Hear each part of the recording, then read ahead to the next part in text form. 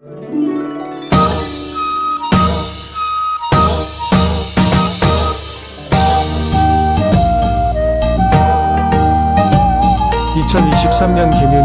개묘년 시작을 더국원 수락원 역사특강으로 전범위 한국사를 통해 내신과 한능검 시험까지 2마리의 토끼를 다 잡으세요.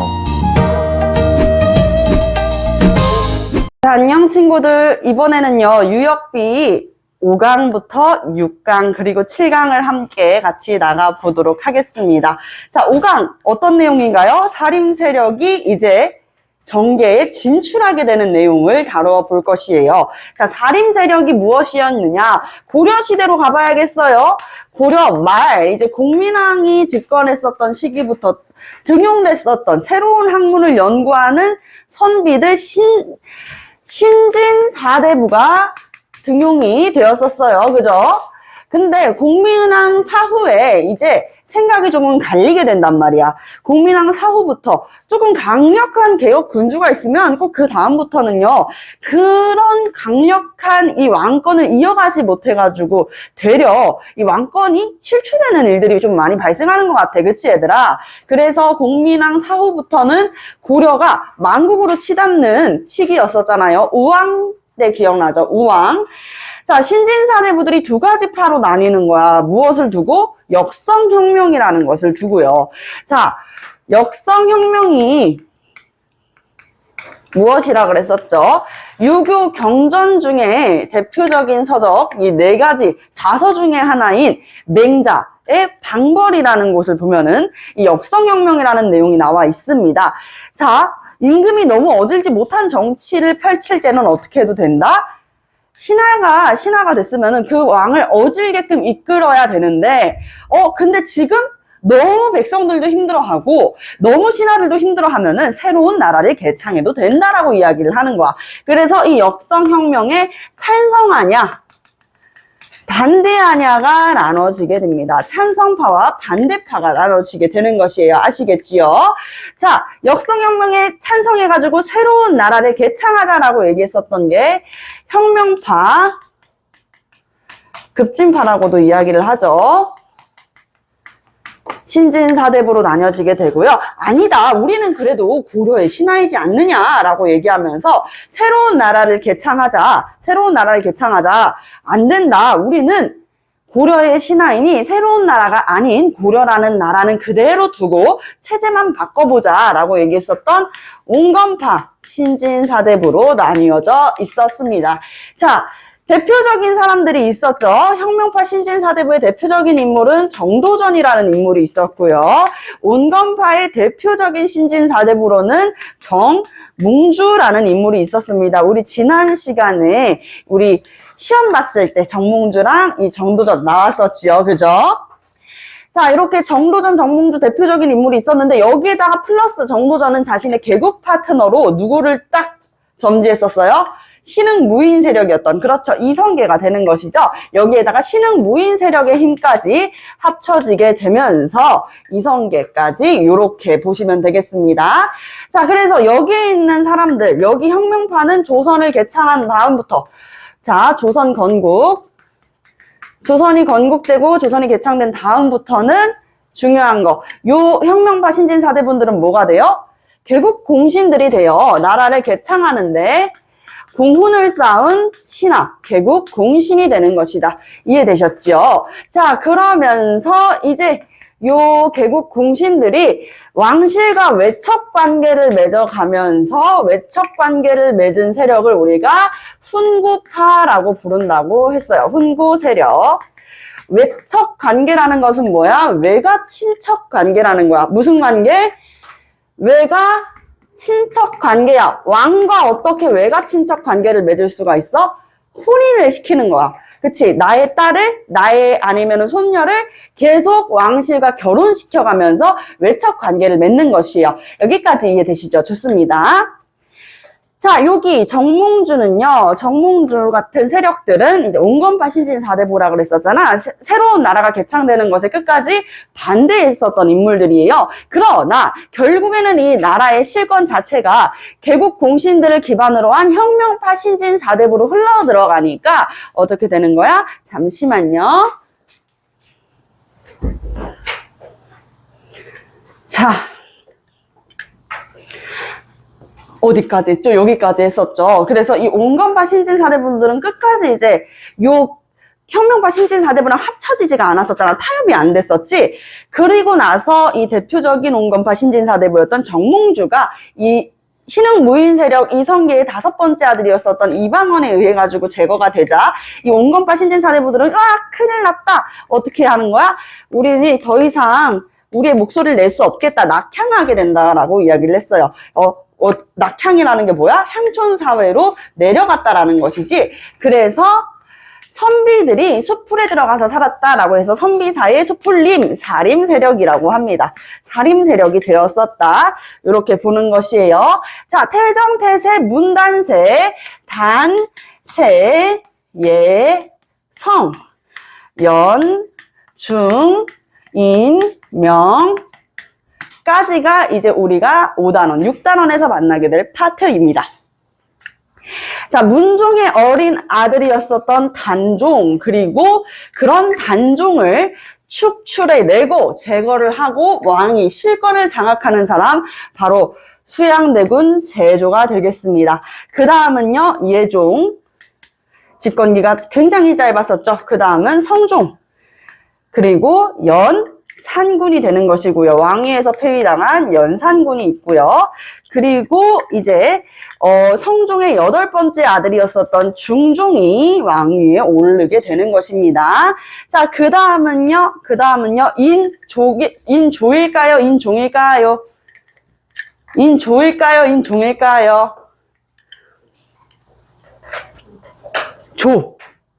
인조일까요? 종일까요? 종. 그렇죠. 왜 인종이야? 얘들아, 인조는 조자라는 묘호는 대단한 업적이 있었을 때 붙게 되는 묘호라 그랬었잖아. 인조라는 묘호는 왜 붙는 거야? 병자호란이랑 정묘호란을 막아내게 되면서 청나라를 막아내가지고 조라는 묘호가 붙거든요. 근데 임진왜란이 일어나고 나서 병자호란이기 때문에 인조가 먼저 오지 않습니다. 아시겠죠? 자, 인종, 그리고 그 다음은 명종이 되는 것이에요. 자, 이 다음에는 우리가 알고 있는 임진왜란의 기점이 되는 선조가 되겠습니다. 선조 때는 임진왜란이 일어난다. 임진왜란까지 우리가 이렇게 같이 한번 보았습니다. 좋아요. 일단은요, 세조가 어린 단종을 축출해내고 실권을 장악했었잖아. 그래서 많은 훈구 세력들이 이 세조의 즉위를 도우면서 정계를 장악하는 양상을 띠게 된다. 이때부터 훈구파가 실권을 장악해서 자신들의 목소리를 내기 시작했던 시점입니다. 그래서 세조 때는 훈구 세력의 이 기반이 더 탄탄했었다. 그러면서 세조 때 있었던 일들을 우리가 짤막하게 다시 한번 복습을 해보면요. 세조는요, 6조 직계제를 실시했었죠. 6조 직계제를 실시해서 강력한 왕권 강화를 추구했었던 인물입니다. 그래서 6조 직계제가 실시되면은 반대로 어디에 영향은 이제 낮아진다 그랬어요. 어디의 영향력은 대폭 줄어들게 됩니까? 그렇죠. 아주 좋아요. 의정부의 기능은 약화가 되는 것입니다. 자, 그리고 또 세조는 어린 단종을 축출해내고 실권을 장악했잖아. 왕위에 올랐잖아. 그러니까 어떤 문제가 생기는 거야? 그동안 단종을 왕으로 모셨었던 우리 집현전 학자들이라든지 아니면은 조선의 신하들은요, 세조를 왕으로 여깁니까? 여기지 않습니까? 왕으로 여기지 않겠다는 거야. 나에게 임금이란 어린 단종뿐이다 라고 이야기를 하는 거야. 목숨을 걸고 그렇게 얘기를 하거든요. 목숨을 걸고 그렇게 얘기해. 세조는 결국에는 참 아까운 신하인데 어쩔 수 없이 그런 신하들을 다 죽여 나갑니다. 이게 바로 사육신이죠. 또한 이 사육 욕심뿐만 아니라 저는 당신을 임금으로 섬길 수 없습니다. 사직서를 내밀고 사표 딱 내밀고 그리고 이제 신하의 자리에서 내려오게 되는 사람들. 그러면은 전직 관리가 되겠죠. 그치? 전직 관리로 이제 전향해버리는 사람들. 생육신들도 있었다는 거야. 자, 전직 관리가 너무 많이 되는 거지. 한마디로 이 세조 편에 좀 서줄 신하가 필요한데 계속 세조가 이제 집권하게 되니까 사람들이 다 사표를 쓰는 거야. 어차피 사표 쓰는 게 두렵지가 않아. 왜? 전직 관리한테도 이제 세금을 수취할 수 있는 수조권이라는 걸 부여했었거든. 그러니 세조가 그래, 니놈들 내가 가만두지 않겠다. 현직 관리들한테만 수조권을 부여하는 무슨 법? 직전법을 실시합니다. 현직 관리들한테만 밭전, 토지에 대한 수조권을 수취할 수 있게 되는 직전법을 실시한다. 그리고 대체적으로 다 이제 세조의 이런 정권 독차지 그리고 어린 단종을 죽이고 왕위를 차지한 세조에 대해서 반발했던 세력들은 아까도 얘기했다시피 집현전학자들이 많았었단 말이에요. 그러니까 집현전을 어떻게 해버려요? 폐지해버리는 것이죠. 집현전도 폐지했다. 집현전 폐지한다. 이렇게 볼 수가 있습니다. 집현전을 폐지하면서 아침, 점심, 저녁으로 왕을 공부시켰던 무엇도 경연도 폐지하게 됩니다. 경연도 폐지하게 되는 것이죠. 여기까지 이해되셨을까요? 좋습니다. 자, 그러면은요, 그 다음에 이제 성종 집권기 때, 이 세조 때의 업적도 중요한 게 하나가 빠져 있는데 무엇이었냐면, 이거 시험 문제 잘 나오는 포인트죠? 처음으로 조선의 법전이 되는 경국대전이라는 거, 경국대전이라는 것을 조선의 법전이 되는 이 경국대전이라는 것을 편찬하기 시작한다는 거야. 시작이야, 시작. 알겠지? 시작. 완성은 어느 때 돼요? 성종 때 완성된다. 선종 때 완성돼서 반포까지 되는 것이다. 재밌는 이야기는요, 실제로는요, 완성됐던 시기가 성종 때가 아니야. 예종 때였어요. 그래서 예종이, 딱 완성됐다. 이듬해, 우리 딱 1월부터 반포해보자 했는데 그때 돌아가셨어요. 예종께서. 그래서 이제 반포하게 되는 것은 성종이 되고요. 선종은요, 이 롤모델이 있었다고 그랬잖아. 성종은 누굴 되게 존경했어? 그렇지. 세종대왕을 굉장히 존경했어. 그래서 나도 어진 정치를 이끄는, 왕도 정치를 이끄는 사람이 되고 싶다라는 생각이 들었던 거야. 그래서 성종께서는 어떻게 했어요? 성종께서는 그렇지. 성종은 왕도 정치를 이끌기 위해서 이 육조직계제를 다시 의정부 서사제로 바꾸게 되면서 의정부 서사제로 바꾸게 되면서 이 세조가 폐지했었던 집현전을 부활시켰습니다. 어떻게요? 제2의 집현전이 되는 홍문관을 이제 설치를 하게 되는 것이죠. 홍문관을 설치해서 원래 사실 있던 기관인데 이걸 개편하는 느낌이었어요. 홍문관, 이제 학술을 연구하고 그리고 신하들끼리 뭐 하는 기구예요? 신하들끼리 의견도 나누고 그리고 왕에게 자문기구의 역할까지 하는, 왕의 자문기구 역할까지 하는 홍문관을 설치하게 되는 것이죠. 잘 안 보이죠? 요거 여기에다가 비켜 놓을게요. 자, 좋습니다. 그리고 나서 아침, 점심, 저녁으로 왕을 공부하게 하는 경연을 재실시를 하게 되는 것입니다. 경연을 다시 실시하게 된다. 자, 성종께서는 나름대로 자신만의 정치를 펼치려고 했던 거야. 마치 세종대왕처럼. 그러다 보니까 이 성종께서는 훈구 세력들의 입김이 너무 세다는 걸 알고 있었고 이 훈구 세력들을 견제할 수 있는 견제할 목적으로 이 훈구 세력이랑은 다른 세력을 등용케 됩니다. 그 다른 세력이 누구겠어요? 낙향에서 살았었던 온건파 신진 사리부. 지금은 조선이 개창되면서 조선이 개국되면서 이제 사림 세력이라고 불리는 그 세력들을 등용하게 되는 것입니다. 사림을 등용하게 된다.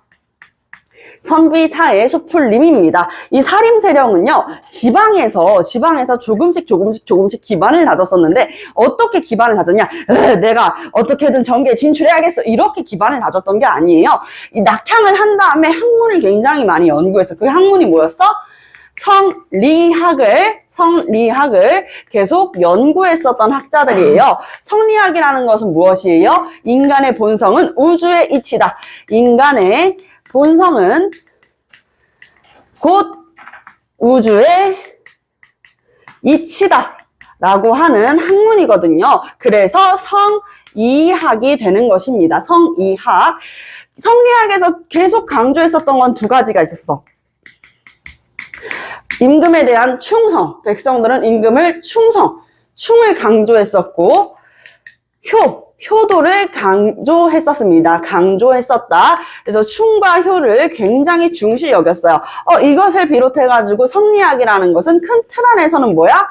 유교 사상 안에 있었다는 이야기죠. 유교라는 큰 학문 중에 일부가 이 남송의 주희라는 사람이 집대성했었던, 주희를 비롯했었던 남송의 학자들이 집대성한 성리학이라고 하는 학문입니다. 아시겠지요? 자, 이렇게 성리학이라고 하는 학문을 연구했었던 세력들, 사림 세력들이 자기들만 연구해서는 안 되거든? 그래서 이 성리학, 유교의 가치관으로서 지방에 살고 있는, 한마디로 농촌, 향촌 사회에 살고 있는 백성들을 교화해 나갔었다라는 것까지 이해를 해볼 수가 있어요. 자, 사림 세력이 이제 훈구 세력들을 견제하면서 집권하고 있었던 시기에 발생하게 되는 게 있어요. 자, 여기부터 여기까지 총 우리가 배우는 건 네 차례예요. 대표적인 네 가지를 배울 건데 요거는 시험 문제 1타. 자, 이제 중학교 올라가거나 중학생인 친구들 손들어 볼게요. 중학생이거나 중학생 올라가는 친구들. 이 친구들이 굉장히 잘 들어주셔야 됩니다. 유아퇴행인가요? 본인이 중학생이라고 생각하시나요? 자, 중학생인 친구들 잘 들어야 되는 게 내신 1타예요. 우리 고등학교 언니 오빠들은 알 거야. 이게 얼마나 시험 문제에 잘 나오는지 알 거예요. 왜 모른다는 그런 눈빛으로 꿈뻑꿈뻑. 우리 같이 배웠었잖아요. 그쵸? 우리 2년 전에 선생님이랑 같이 배웠었는데 기억나요? 난리가 없죠. 그때도 주무시고 계셨는걸요. 자, 사화라는 것이 발생합니다. 사화. 이제 기억나죠? 사화 얼마나 중요했었는지. 자, 우리가 배울 사화는요, 총 4가지의 사화입니다. 사화라는 건 무엇이냐? 사림 세력이 화를 입었다는 거야. 화를 입은 건 좋은 일이에요? 나쁜 일이에요? 화를 입었다. 나쁜 일이죠. 그죠? 나쁜 일을 당했다는 거야. 사림 세력이 화를 입었다. 사화. 총 4가지의 사화를 배울 것입니다. 그 이외에도 사실 더 많은 사화들이 있었는데 우리가 교과서에 이제 기재가 되고 있고 교과서에서 배우는 사화는 총 4가지의 대표적인 사화들입니다. 보면요. 사림 세력들뿐만 아니라 훈구 세력들도 화를 입는 경우들도 있었거든. 자, 일단은 이 순서가 너무나도 중요하기 때문에 순서 같이 한번 외워볼게요. 무오사화입니다. 무오년에 사림 세력이 화를 입었다 그래서 무오사화이고요. 그리고 갑자사화입니다. 갑자년에 사림 세력이 화를 입었었다. 자, 그리고 기묘사화입니다. 기묘년에 사림 세력이 화를 입었다. 그리고 을사사화입니다. 을사사화가 일어나고 나서 얼마 안 돼가지고 정미사화가 또 일어나긴 하는데 그것까지 합쳐가지고 교과서에서는 을미사화라고 하고 있어요. 자, 어쨌든 요 4가지의 사화가 발생되었던 시기, 왕들도 다 달라요. 무오사화랑 갑자사화는요, 연산군 시기입니다. 연산군이 폐위되는 계기가 되기도 하죠. 연산군. 자, 그리고 기묘사화는요, 연산군 다음에 선생님이 왕위에서 끌어내려졌잖아, 연산군이. 그치? 끌어내려진 다음에 왕은요, 반정에 이르게 된다고 얘기했잖아요. 그렇기 때문에 준종 반정인 거야. 왜? 연산군이 임기를 다 못하고, 왜냐면 제위하고 있는 시기에 끌어내려온 거잖아요. 그치? 끌려내려온 거야. 그러면은 누가 왕이 되겠어? 성종의 아들 중에 한 명이 왕위에 오를 수가 있겠죠? 그쵸? 성종은요, 정말 많은 후궁을 들였었어요. 11명의 후궁이 있었단 말이야. 또 놀란다고. 근데 우리는 이제 좀, 태조 왕건한테, 우리가 좀, 면역이 되어 있어가지고 크게 놀라진 않았었는데, 어쨌든, 성종한테는 이제 3명의 부인이 있고, 3명의 이제 정비와 이제 계비 2명이 있었고, 그리고 나서는 다 후궁이었었단 말이야. 그 중에서도 이제 첫째 부인이었었던 패비 윤씨, 그리고 둘째 부인이 있고요. 그때 이제 중종의 총 8번째, 성종의 8번째 아들이었거든? 그 중종이 반정에 이르게 되는 것이야. 그러니 중종 반정을 도와줬던 세력들이 누구였을까? 당연히 왕실과 외가 친척 관계를 맺으면서 사화를 일으켜 살인 세력들의 기반을 약화시켰던 훈구 세력들인 거야. 이 반정을 도와줬던 세력들 누구라고? 훈구 세력이라고요. 훈구 세력. 아시겠죠? 훈구 세력이다. 자, 그래서 이 중종 반정 때 훈구 세력들의 입김이 셌던 시기에 이때 이제 사화가 발생하게 되어 중종입니다. 자, 그리고 을사사화는요, 중종의 아들들로 인해가지고 사화가 발생하는데, 자, 사화가 왜 발생했는지 생각을 해보면, 중종은 원래 왕이 될 팔자에서 왕이 될 팔자가 아니었어? 아니었잖아요. 그쵸? 첫째 아들이었었던 태비윤 씨의 아들, 첫째 아들 연산군이 왕에 올랐으니, 중종은 더 이상 왕이 될 팔자는 아닌 거야. 원래대로면은 연산군의 아들이 그 다음 후대를 이었었겠죠? 그쵸? 근데 이제 왕위에서 폐위되고, 중종이 반정에 일렀으니까, 띠용? 이렇게 된 거지. 그래서 이 입김이 센 한마디로 힘 있는 가문에서는 어떻게 하려고 했을까? 또 중종과 뭘 맺으려고 했겠어요?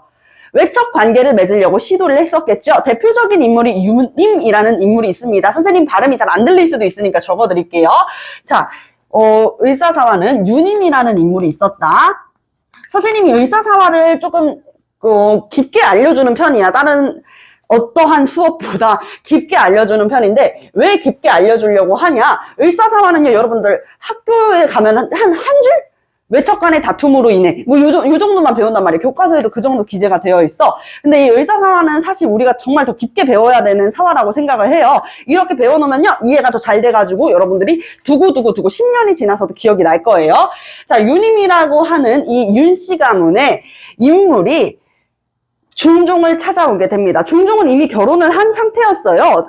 그래가지고 신씨라는 부인이 있었단 말이야. 근데 중종이 왕위에 오르게 되니까 단경왕후 신씨가 힘 있는 집안 사람은 아니었단 말이야. 근데 원래 이렇게 왕이 있으면은 아내도 왕비도 어떻게 돼야 돼? 힘 있는 가문이어야 되잖아. 그치? 그래서 유님이 자신의 여동생을 부인으로 맞이하라라고 이야기를 하게 되는 거예요. 그래서 신씨 안녕. 자, 장경왕후 윤씨가 이 유님의 동생이었었던 장경왕후 윤씨를 아내로 맞이하게 됩니다. 그리고 나서 아이까지 생겼어요. 아이를 딱 낳고 보니까 심지어 아들이었어요. 와, 잘됐다. 아들을 낳았으니까 후대를 이을 수 있겠네. 그런데 이 장경왕후 윤씨는요, 결국 산후병으로 사망하고 맙니다. 아이를 낳고 나서 산후병을 앓다가 결국에는 목숨을 잃는단 말이에요. 그러니 이게 골칫덩어리가 된 거야. 왜? 어차피 중종께서는 뭐 할 거야? 재혼하겠죠. 또 다른 비를 드릴 거 아니에요. 그치?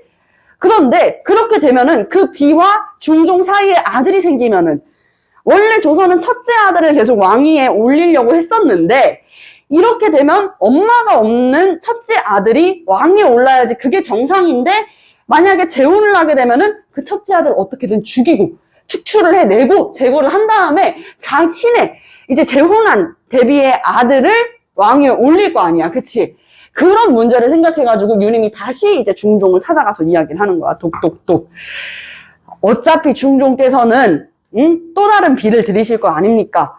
정말 어린 나이인 그 당시에 어린 나이는 아니었지만 그래도 정말 안타깝게 세상을 떠난 나의 동생 장경왕후 윤씨를 봐서라도 그리고 홀로 남겨진 이 장경왕후 윤씨의 아들을 봐서라도 당신의 아들을 봐서라도 그저 왕실의 천덕꾸러기로 남겨놓지 마시고 적어도 우리 집안 우리 윤씨 가문이랑 또 다시 재혼을 하게 되면은 그 사람도 같은 핏줄이니까 함부로 대하진 않겠죠? 라고 얘기를 한단 말이야. 그러니까 중종이 그 이야기를 수긍을 합니다. 그래서 재혼을 하게 되는 사람이 누구예요? 문정왕후 윤씨가 되는 것이에요. 문정왕후 윤씨는 이제 잘 지냈어요. 뭐 잘 지냈다라기보다는 역사의 기록적으로는 뭐 첫째 아들 한마디로 장경왕후 윤씨의 아들을 괴롭혔다라는 내용은 나와 있지가 않아가지고 10년 동안 잘 돌봐줬는데 그때 무슨 일이 생기냐면 두둔 10년 동안 계속 딸만 낳았었던 문정왕후 윤씨가 30 중반쯤에 지금으로 치면 나이가 한 40에서 50 됐을 때야. 그때 아이가 생긴 거야. 근데 보니까 심지어 아들이었던 거지. 두두두둔. 정말 그동안 딸만 낳아가지고 나는 아들 낳을 팔자가 아닌가 보다 하고 있었는데 아들이 생긴 거예요. 그러면 당연히 어떻게 되겠어? 첫째 아들은 첫째 아들은 당연히 겁을 먹겠죠. 나 어떻게 되는 거지, 이제? 라는 생각이 들 거 아니에요. 그래서 이 문정왕후 윤 씨의 남동생들이 있었단 말이야. 윤원형과 그리고 윤원로라고 하는 남동생들이 있었는데 이 남동생들은 어떻게든 내 누나가 우리 집안 사람이 왕에 올랐으면 좋겠잖아요. 그치? 그래서 내 조카가 왕에 올랐으면 좋겠다 라고 생각을 하게 되면서 윤임과 윤원형 세력이 둘로 나눠져 가지고 자, 여기가 첫째 아들 대윤파, 여기가 문정왕후의 아들을 지지하는 소윤파로 나눠지게 되는 거야. 자, 여러분들이 성리학자 입장에서 생각을 해보자고. 여기에서 누가 왕이 되는 게 맞다라고 생각을 해요? 대윤. 다 대부분 대윤 아니에요? 그쵸? 어떤 명분을 봐서도 첫째 아들인 이 장경왕후 윤 씨의 아들이 이 윤임의 조카가 왕에 오르는 게 여러분들도 맞다고 생각하잖아. 그래서 대부분 이제 정계 진출에 있었던 사림 세력들도 다 누구를 지지하는 거야? 윤임 세력, 대윤파였었단 말이에요. 근데 이제 그 첫째 아들이 왕에 올라요. 누구냐면 아까 선생님이 인조야, 인종이야 라고 물어봤던 인종이 되겠습니다. 인종이야. 자, 인종이 왕위에 올랐는데 왕위에 올랐을 때 나름대로 자기도 좋았었던 개혁 정치들을 다시 해보려고는 했었는데 중종께서 돌아가세요. 중종도 사람이니까 돌아가실 거 아니에요. 그죠? 중종 아버지가 이제 세상을 떠나자 너무너무 외롭지 않을까? 어머니께서도 자기를 낳자마자 돌아가시고 계속 이제 자기 옆에 있었던 든든한 자기 편인 줄 알았었던 아버지께서도 돌아가시니까 세상을 잃은 것 같았을 거야.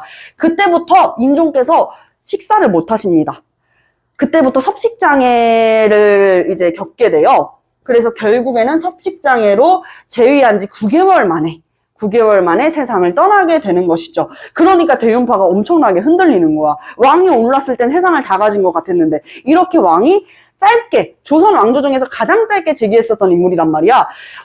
이렇게 짧게 세상을 떠날지 몰랐던 거지. 그때 이제 소윤 세력들이 대윤 세력을 축출해내고 그 문정왕후 윤 씨의 아들을 왕위에 오르게 되니 그게 명종이 되는 거야. 그래서 명종 때 일어나는 게 무슨 사화야? 을사사화가 되는 거야. 왜? 이 대윤 세력을 축출해내면서 대윤을 지지했던 사림 세력들도 같이 화를 입었었기 때문입니다. 이 을사사화는 생각보다 컸어요.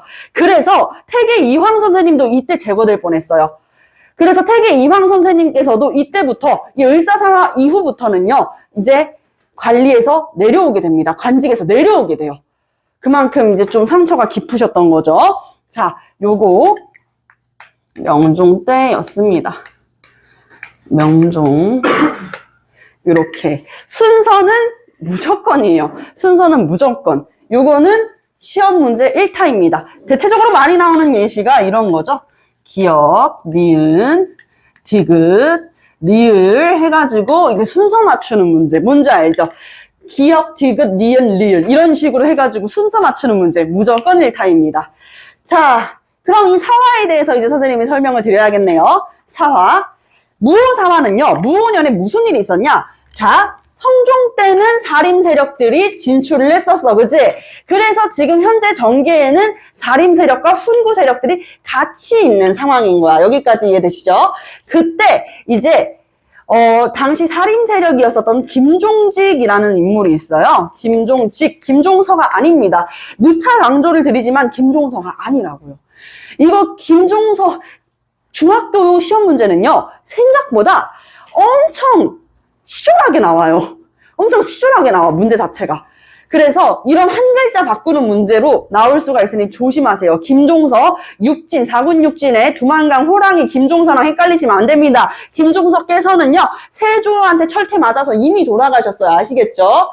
자, 김종직이에요. 김종직이 어떤 글을 하나 남기거든요. 그 글이 무엇이었냐? 문서인데 조, 의, 제, 문 이라는 것을 남기게 됩니다. 조의제문이라는 것은 무엇이냐? 이렇게 끊어서 쓰셔야 돼요. 그래서 조, 의제, 문 이렇게 읽는 거야. 우리는 그냥 이걸 모르고 있었다면 조의, 조의제문 이렇게 읽었을 거 아니야, 그치? 조의제문. 근데 그게 아니라 조의제문이라는 뜻이다. 조의제문이 무엇이냐? 조문을 보낸다. 조문이 뭐예요? 우리가 돌아가신 분에 대해서 참 안타깝습니다. 고인의 명복을 빌 때 조문이라는 표현을 쓰죠. 그죠? 부조금. 자, 조문을 드리옵니다. 누구께? 의제한테. 의제는 누구냐? 우리 초한지 알죠? 초한지. 응? 초한지 알죠? 초나라 장수였었던 이 항우라는 인물이 어린 의제를 축출해내고 그리고 실권을 장악한단 말이에요. 그것을 떠올리면서 참으로 안타깝습니다. 어린 의제의 사체가 강에 둥둥 떠다니는 게 내 꿈에 나왔으니 의제여 어떻게 그렇게 세상을 떠나셨습니까? 지금이라도 당신한테 조문을 드리옵니다. 라고 조의제문을 남긴 거야. 근데 그럴 수 있잖아요. 어린 나이에 항우한테 칠권을 빼앗기게 되면서 죽었으니 안타깝기도 하잖아요. 아무리 중국의 역사라고 해도요. 그런 얘기 할 수 있는 거잖아. 근데 이거를 문제 삼았던 이유가 무엇이냐? 어린 의제를 죽이고 항우가 칠권을 장악해? 이 모습이 약간 뭐랑 비슷한 거야? 세조랑 비슷한 거야. 어린 단종을 죽이고 실권을 장악한 세조와 어린 의제를 제거하고 실권을 장악했었던 항우. 이거 뭔가 비슷하다라고 이야기를 하는 거죠.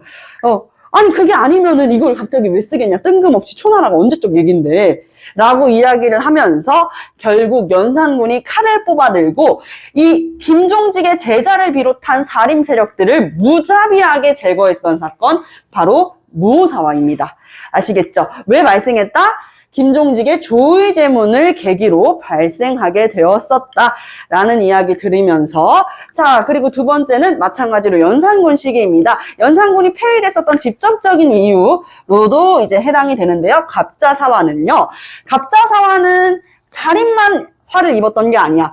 살인 세력만 화를 입은 게 아니라 을사사화처럼 이 외척 가문들, 특히 훈구파들도 같이 화를 입었던 사건이야. 무엇을 계기로 일어나게 되냐? 패비 윤씨 사건을 계기로 결국에는 사화가 일어나게 되는데, 자, 선생님이 성종한테는 3명의 부인과 11명의 후궁이 있었다라고 이야기를 했었잖아요. 그쵸? 이 성종께서는요, 첫째 부인, 그러니 즉슨 패비 윤씨랑 결혼을 했었었는데, 패비가 무슨 뜻이야? 왕비 자리에서 어떻게 됐다? 폐위됐다라는 뜻이거든요. 왜 그렇게 됐냐? 이 윤씨는 윤임이나 윤원영처럼 정말 힘있는 윤씨 가문은 아니었어. 집안 자체가 막 탄탄하진 않았었단 말이야. 그러니까 기반이 약하다 보니 조금 질투도 조금 셌을 수밖에 없을 거야. 근데 계속 성종은 그런 윤씨 속도 모르고 계속 후궁들을 들이니까 두려웠던 거지. 그러면서 이제 후궁을 한 명씩 더 늘릴 때마다 뭐 독약을 품고 다니거나 아니면은 막 정말 저주를 하려고 한다던가 이런 행동들을 보였어요. 그래서 점점 사람이 히스테릭해지는 거지. 그러다가 이제 결국에는 여보 왜 그래? 막 중종이 그럴 거 아니에요. 윤씨 대비 왜 그러셔? 그러지 좀 마셔. 이렇게 얘기하는데 결국에는 화를 내는 과정에서 이 성종의 용안에 생채기를 냈대. 손톱으로 이렇게 싹 긁은 거지. 왕의 용안에 생채기를 냈으니까 이거 얼마나 큰 벌입니까? 얼마나 큰 일입니까? 그죠? 그래서 이제 윤씨를 너 안 되겠다, 폐위시키게 되는 것입니다. 윤씨를 폐위시키고 다른 데로 어떻게 하는 거야? 유배를 보내게 돼요. 그랬는데 성종도 이제 자기의 비었는데 안 보고 싶겠어, 그게? 그치? 보고 싶겠지. 그래서 한번 보고 싶어가지고 신하를 시켜가지고 이야기한단 말이야. 내시를 시켜서 윤씨 어떻게 지내는지 좀 보고 와 라고 이야기를 해요. 근데 이 성종의 어머니 대비께서는요 안 된다고 하십니다. 왜? 아니 그 윤씨 데려와서 뭐하게. 그래서 내시가 이제 가고 있었단 말이야. 신하가 쫄래 가고 있으니까 얘 너 어디 가니? 일로 와보렴. 이렇게 하니까 전하께서 윤씨 어떻게 지내는지 좀 보고 오라 그래서요 라고 얘기하니까 이 성종의 엄마 대비께서 뭐라 그랬겠어요? 윤씨에게는 아직 정신 못 차렸다 얘. 응? 그렇게 전하거라. 아주 그냥 정신 못 차리고 아직도 그런 행동을 일삼는구나 이렇게 이야기를 해서 내시는 뭐 거기까지 갈 필요 있어? 바로 왕한테 얘기하면 되잖아. 그치? 왕한테 이야기를 하게 되고 결국에는 윤씨가 사약을 먹고 세상을 떠나게 됩니다. 실제로 윤씨가 그랬을까요? 아니요. 윤씨는 반성을 되게 많이 했었다고 해요. 그 유배되고 나서부터 내가 왜 그랬을까 하면서 자기 반성을 굉장히 많이 했었다고 그랬는데 결국 그 끝은 사약으로 끝이 나게 되는 것이죠. 그러니 이 윤씨의 첫째 아들, 성종의 첫째 아들이 누군데? 연산군이란 말이야, 얘들아. 그러니까 연산군은 자기 어머니를 폐위시키는데 찬성했었던 놈들을 다 가만두고 싶지가 않은 거야. 근데 윤씨를 폐위시키는데 찬성했었던 세력들은 그러면은 윤씨가 폐위되면은 왕 비자리가 비잖아요. 그치? 비자리가 비니까 내 딸을 결혼시켜야겠군 호호호 했었던 그런 훈구 세력들이 얼마나 많았겠어. 그치? 그런 훈구 세력들과 사림 세력들 아니되옵니다. 왕 용안의 생책이라니요. 그런 분을 어떻게 우리가 비로 모십니까? 했었던 사림 세력들 모두가 축출됐었던 사건. 바로 갑자사화가 되는 것입니다. 이때 훈구 세력들이 축출되면서 훈구 세력들과 사림 세력의 반발로 인해서 연산군이 폐위되게 되면서 아직까지도 왕자의 취기, 군자에 그치게 되는 것입니다. 자, 그리고 이제 세 번째는 기묘사화입니다. 그리고 나서 반정에 이르렀었던 준종은 훈구 세력들의 지지를 얻어가지고 반정에 이르게 됐다 그랬잖아. 8번째 아들인데, 그치? 그래서 이 중종 부인들도 다 훈구 세력들이라고 이야기를 했었잖아요. 그죠? 이때 이제 등용됐었던 중종도 중종 나름대로 어진 정치를 이끌어 가고 싶지. 훈구 세력들이 다 하라는 대로 하고 싶겠어요? 아니잖아. 그때 이제 등용했었던 정말 조선 최고의 개혁 정치가를 등용하게 된단 말이야. 그게 사림 세력의 대표적인 향양이라고 하는 향촌사회의 자치 규약을 처음으로 들여와가지고 번역해서 반포했었던 인물, 바로 조광조입니다.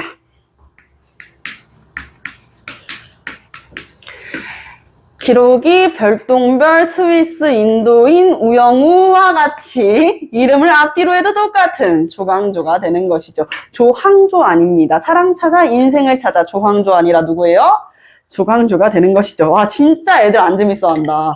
나 진짜 한 몇 년 전에만 사랑 찾아 인생을 찾아 조광조가 아니라 조광조입니다 했을 때 애들 다 깔깔 웃었던 것 같은데 이제는 조광조가 누군지도 모르는 세대들이 와버렸어요. 그죠?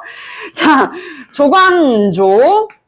이 조광조라는 인물은 사림 세력 중에서도 이제 소학을 굉장히 중시하고 어린이부터 이제 어린이를 위한 유교 경전을 읽는 거야. 유교에 대한 서적을 읽는 거야.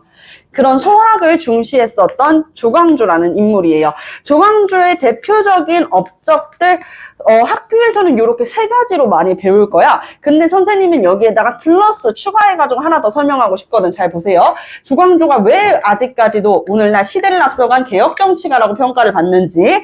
조광조는 제일 먼저 이제 딱 정계에 들어섰잖아요. 그때 이제 도교. 자연스러움을 추구했었던 도교의 대표적인 문화재, 우리 삼국시대 했을 때 산수무리 벽돌, 금동대학로 기억나죠? 그 도교예요. 도교에서 하늘에다가 제사를 지내는 제단이 있었는데 그게 바로 소격서라는 것입니다. 소격서라고 하는 도교 제단을 폐지해요. 자, 소격서라고 하는 도교식 하늘에다가 제사를 지내는 제단. 왜? 유교, 성리학을 제외한 학문들은 다 뭐야? 이단이거든요. 그래서 이 소격서를 폐지해. 굉장히 급진적이죠. 도교를 믿었던 사람들에서는 이렇게 잉스러울 수 있잖아요. 그죠? 자, 소격서를 폐지하고 그리고 현량과를 실시합니다. 현량과라는 것은 무엇이냐? 일종의 괄호치고 쓰세요. 일종의 추천제예요. 관리 추천제. 이때 당시에 정계에 진출하려면은 당연히 사람들은 뭘 받겠어요? 문신이 되려면 어떻게 해야겠어? 과거 시험을 받겠죠. 그쵸? 그러니 과거를 통해 가지고 어차피 음서제도 대폭 축소됐으니까 고려 때보다 축소됐으니까 이때 대부분은 무엇을 통해 가지고 관직이 올랐다고? 과거 시험을 통해서 관직이 올랐다고. 사람들이 어떻게 하면 과거에 합격할지 과거제가 엄청 문란해져요. 어떻게 문란해지냐? 자, 여러분들 과거제를 오늘날의 수능이라고 예시를 들어볼게요. 수능. 여러분들 돈 있는 친구들은 수능 문제가 뭐 나올지 다 알고 있다고 생각해봐. 그러면은 당연히 돈 있는 집안 애들은 어떻게든 무슨 문제가 나오는지를 알려주는 족집게 과외 선생님들을 하나씩 두고 걔네들은 수능 만점 맞겠죠. 무조건 좋은 대학교, 무조건 이제 서울대, 연세대, 고려대, 카이스트 다 갈 거 아니에요. 그죠? 카이스트는 대학이 아니지만 어쨌든 엄연하게는. 자, 그러면은 얘들아, 돈 있는 집안만 과거에서 합격할 수가 있는 거야. 과거제도 마찬가지인 거야. 과거 시험에서 어떤 문제가 나올지를 미리 알려주는 족집게 과외 선생님이 있었던 거야, 이때는. 그러면은 당연히 훈구 세력들만 관직에 진출했겠죠. 그러니 이 과거제의 문란함을 이야기하면서 이 과거제의 폐단을 이야기하면서 능력 있는 관리를 선발해야 된다라고 강조를 하는데 그 능력 있는 관리 어딨냐고 왕은 모르죠.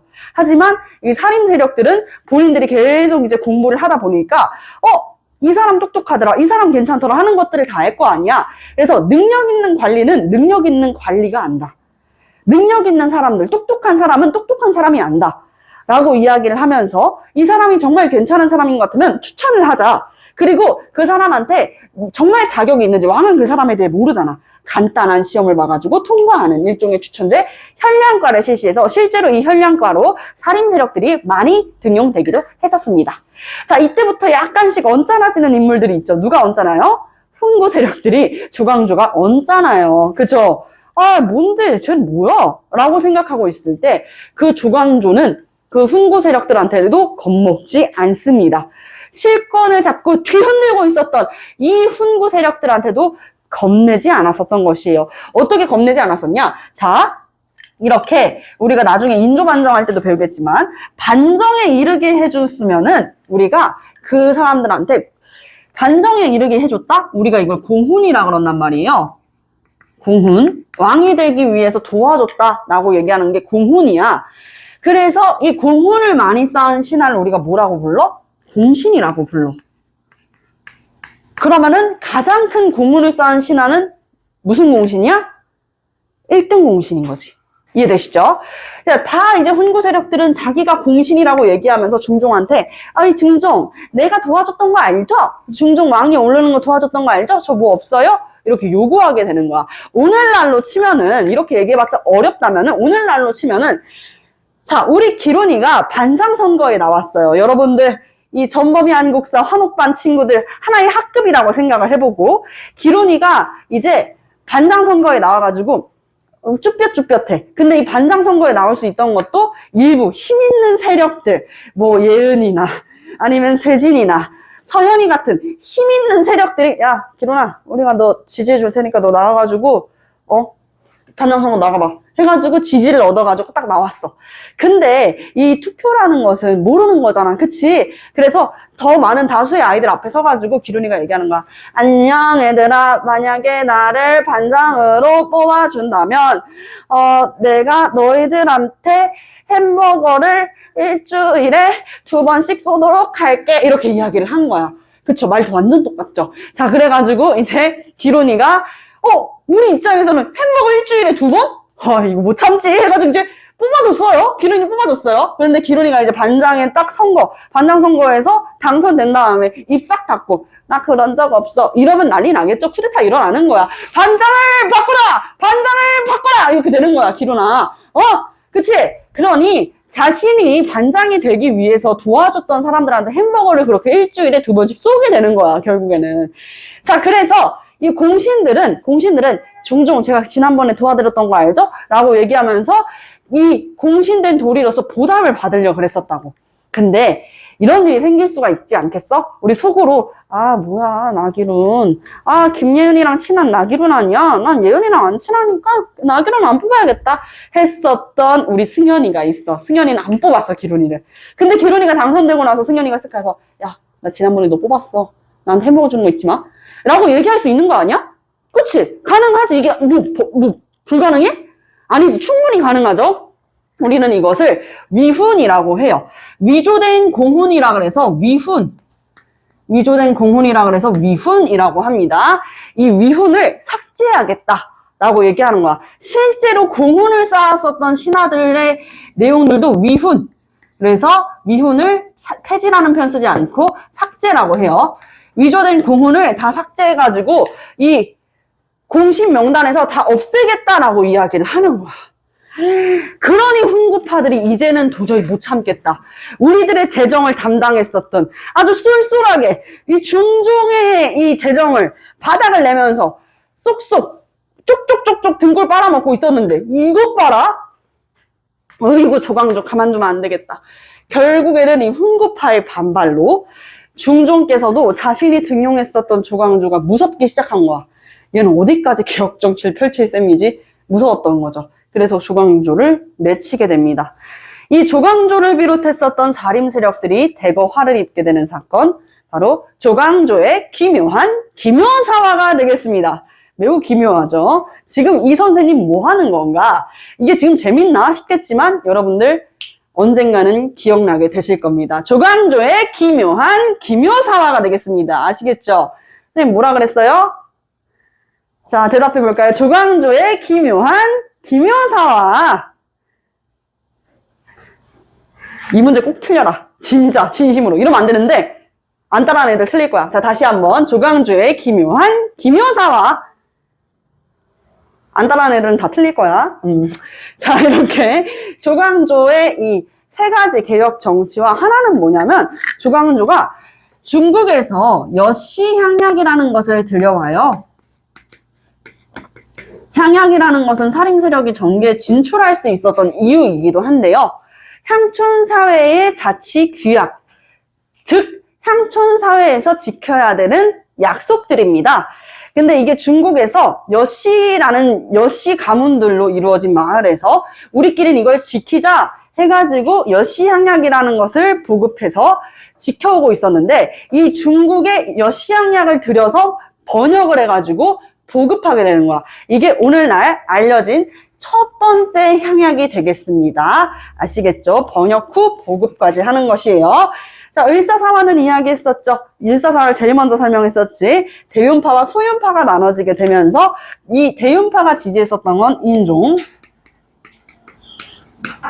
소윤파가 지지했었던 것은 명종이 되겠습니다.